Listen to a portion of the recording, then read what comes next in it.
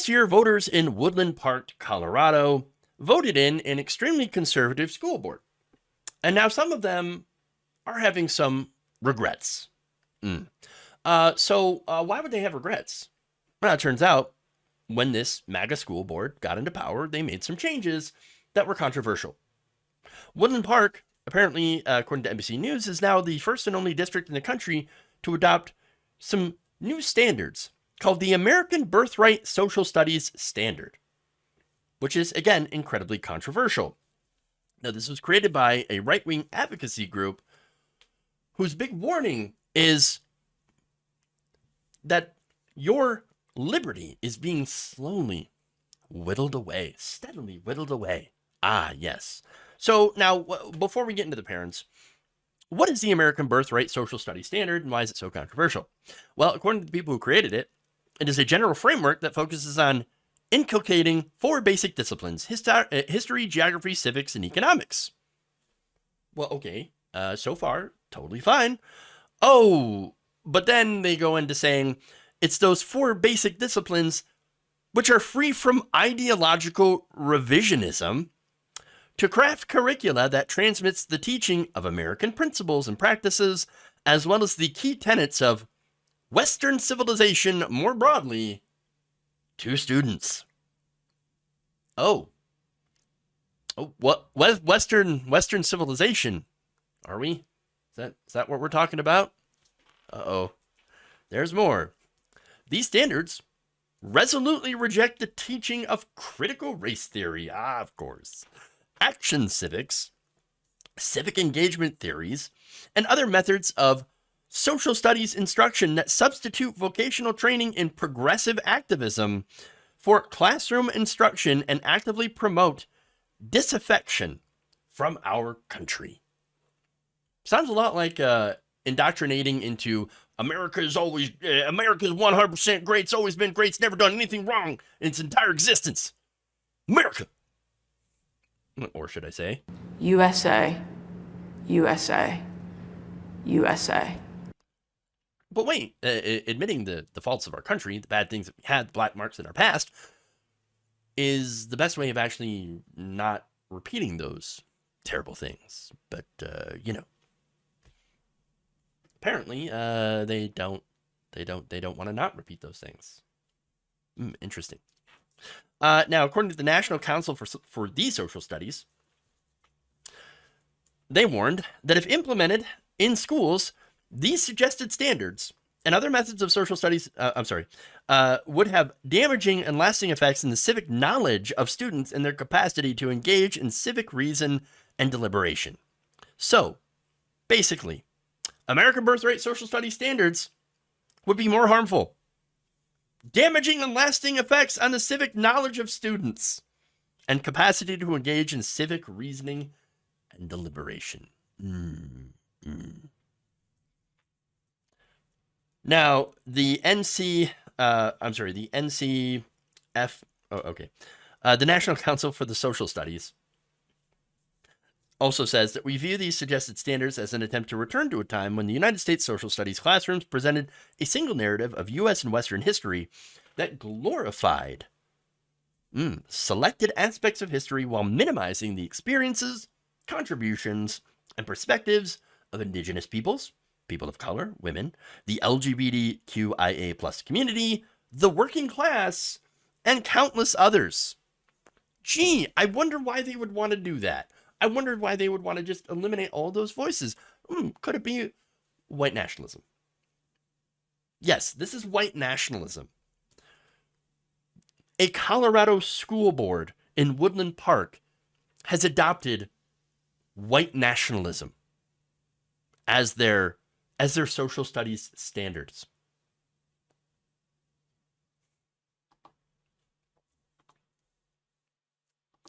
I mean, the Republican Party's racist. There it is. There it is.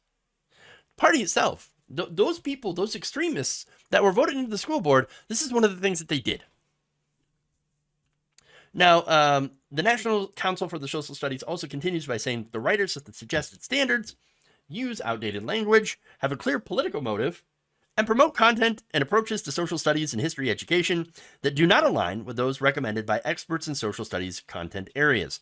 But see, what they're doing in this particular area, which is heavily Republican, by the way, is they're using it as sort of a petri dish, testing out these very, very right-wing, fascistic, educational frameworks. So now that was one of the first things that they did. The board also then hired a new superintendent. Now, this superintendent was also previously recalled from a nearby school board after pushing curriculums that would promote positive aspects of the United States. Now, why would that be a problem here? Well, if you're only promoting the positive and leaving out some of the, again, negative things that have happened in this country, in our nation's history, then you would not be actually educating children. You would be doing propaganda. It would be no different than what they do in North Korea, or what they did in the Soviet Union, or what they would do in all of these authoritarian regimes. Is that what you want? Do you want an authoritarian regime? Oh, well, the answer is yes. Yes, they do. Now, the board approved the community's first charter school also without public notice and gave the charter a third of the middle school building. That's another thing that they did, showing how that they are indeed authoritarian. Oh, but there's more. Now, the student superintendent, Ken Witt, also refused to reapply for grants that would cover the salaries of counselors and social workers at the schools. As a result, many teachers at the school objected to that move and pointed to a recent murder-homicide in the district that showed how important it was to have staff members capable of attending to students' emotional well-being. They were told in response by Witt that the counselors and social workers had failed to prevent that from happening, and so therefore, hey, look, obviously it didn't work, so we're just going to get rid of them. Wait, what? Okay, what does that say about thoughts and prayers then? Every time that there's a mass shooting in this country, Republicans say, oh, thoughts and prayers, thoughts and prayers. Well, okay, and then, by the way, they also loosen gun laws more in Republican states, which leads to more shootings. Well, with that logic, then, shouldn't we get rid of the thoughts and prayers and do more gun control? Hey, that's using your own logic, man. Which makes a lot of sense. Obviously, it's not working, right? It's not working. No. Here's the thing. As a result of these changes, an estimated 40% of the high school staff will not be returning the next school year. So that's disastrous. Now, if this area has any LGBTQIA plus students that happen to rely on school counselors for help because there is bullying, there is higher rates of suicidal ideation among those groups, they're not going to be able to get the help that they need from these school counselors. But Witt does not give a damn. In fact, at Gateway Elementary School in March, he told staff members that he was going to prioritize academic achievement, not your emotions. Quote, "We are not the Department of Health and Human Services." But wait, emotions are also kind of a thing that you do need to address. You know, can't really be in a good, effective learning environment if, you have severe emotional issues, or if you're being bullied all the time and you're incredibly depressed or you have suicidal ideation. Just saying, kind of important. But this guy apparently has baby brain. Doesn't understand. Now, teachers angrily objected to this move, according to 2 recordings of the meeting made by staff members and shared with NBC News. But all of this has led to Republican voters having a bit of buyer's remorse. One such parent and voter, John Dorn, said the board members gone too far. Quote, they clearly are willing to sacrifice the public school and to put students presently in the public school through years of disarray to drive home their ideological beliefs. This is what a Republican voter is saying of the very right-wing MAGA school board. Damn. He also added, it's a travesty. 100%. Another parent, Amy Schamer, once again, another Republican, this is a very heavily Republican area, told NBC News that the decision to adopt the fascist American birthright, quote, they're trying to push a certain agenda down to these kids. I'm a conservative, but I'm not against my kids learning something they disagree with. They're trying to fix problems that don't exist here. Well, I mean, that's kind of what Republicans do everywhere. Look at all the trans bans in places where there aren't even any transgender students. But it doesn't matter. They're going to ban transgender people from playing school sports anyway, even though they don't have any. They're all about looking for problems that don't exist and then fixing them. Now, another person, Craig Johnson, father describing himself as a pro-life, gun-loving native of Woodland Park, America. You know what he did in response to this MAGA takeover? He's like, I'm going to get my kids out of this school. School sucks. He ended up transferring 3 of his children to a neighboring district that was not controlled by a pro-MAGA school board. Oh, weird. Now, that district, by the way, said that 47 students from Woodland Park are transferring there in the fall. Johnson said he was particularly bothered the district's leaders thought mental health was best left for parents to address at home. Quote, so don't tell, there are a lot of kids for whom home is a problem place, unfortunately, Johnson said. So don't tell me mental health starts at home when we have examples of parents murdering at home. Oh, well, damn. Look, I can't agree. I can't disagree. Yes, mental health, kind of a big issue. Kind of an issue that we should have professionals there to assist with. It's also why, in my opinion, we should have universal health care, which includes mental health. But then again, maybe those same parents might hear that and be like, you pink-haired communist. Can't do that. Can't do that. Or can't let that happen. But I don't know. Maybe I'm being a little too tough on them because generally I agree with their sentiments on this. And I am actually really, really happy to see them speak out. And I give them credit for that, for saying, oh, wow, this is not what we signed in for. Holy crap. Now, that's some of the parents. But again, you had students and teachers that also are not happy with the new board. In fact, Woodland Park students had staged a protest against the hiring of the superintendent, Mr. Witt, on the morning of December 14th of last year, following a private meeting in which, under Colorado law, must be open to the public anytime 3 or more members of the board gathered to discuss the district.